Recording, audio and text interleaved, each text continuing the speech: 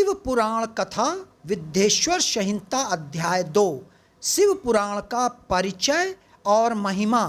व्यास जी कहते हैं, उन श्रेष्ठ मुनियों की यह बात सुनकर सूत जी मन ही मन परम श्रेष्ठ भगवान शंकर का स्मरण करके उनसे इस प्रकार बोले। सूत जी कहते हैं, साधु महात्माओं, आपने बहुत अच्छी बात पूछी है। यह प्रश्न तीनों लोकों का हित करने वाला है। आप लोगों के स्नेहपूर्ण आग्रह पर गुरुदेव व्यास का स्मरण कर मैं समस्त पाप राशियों से उद्धार करने वाले शिव पुराण की अमृत कथा का वर्णन कर रहा हूँ। ये वेदांत का सारस्व है। यही परलोक में परमार्थ को देने वाला है तथा दुष्टों का विनाश करने वाला है। इसमें भगवान शिव के उत्तम यश का वर्णन है। धर्म, अर्थ, काम और मोक्ष आदि पुरुषार्थों को देने वाला पुराण अपने प्रभाव की दृष्टि से वृद्धि तथा विस्तार को प्राप्त हो रहा है।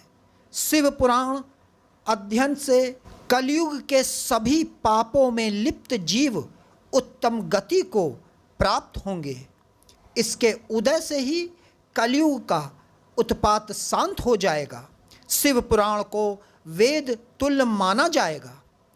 इसका प्रवचन सर्वप्रथम भगवान शिव ने ही किया था। इस पुराण के 12 खंड या भेद हैं। यह 12 संहिताएं हैं।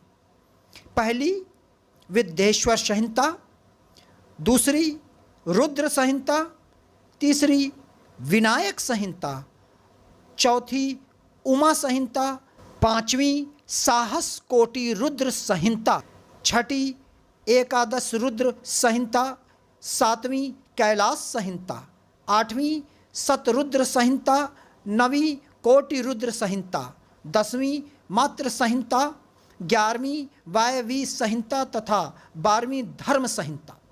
विद्येश्वर संहिता में 10,000 श्लोक हैं। रुद्र संहिता, विनायक संहिता, उमा संहिता और मात्र संहिता प्रत्येक में 8-8 हजार श्लोक हैं।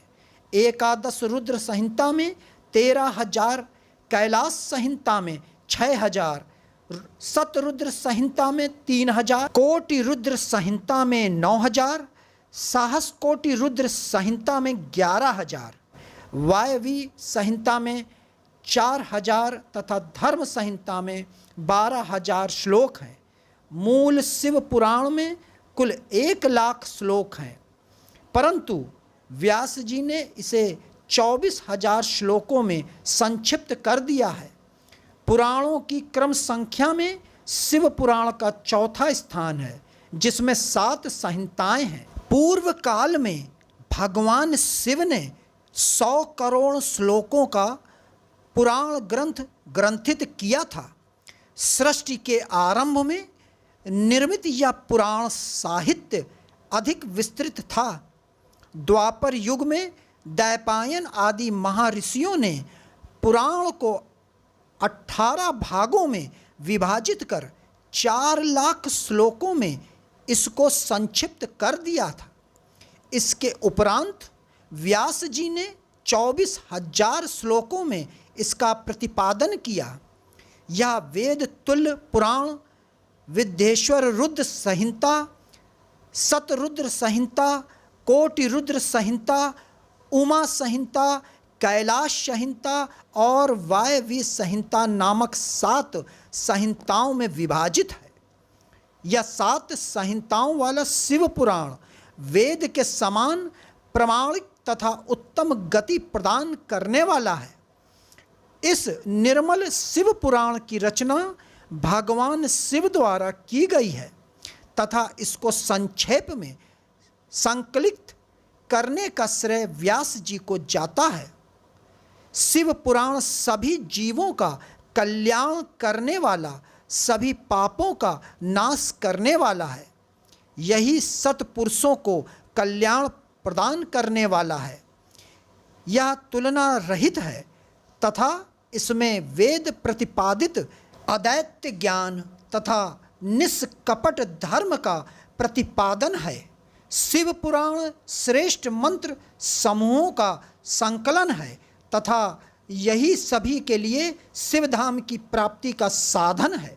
समस्त पुराणों में सर्वश्रेष्ठ शिव पुराण ईर्ष्या रहित अंतःकरण वाले विद्वानों के लिए जानने की वस्तु है। इसमें परमात्मा का गान किया गया है।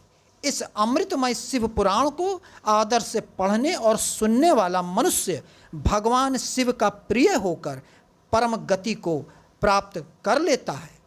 भक्तों, आगे की कथा विद्येश्वर संहिता अध्याय 3 अवश्य सुने।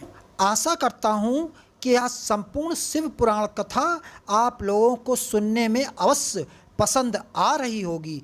तो हमें कृपया कमेंट में ओम नमः शिवाय लिखना ना भूलें और हमारे चैनल को लाइक करें, सब्सक्राइब करें। नमस्कार।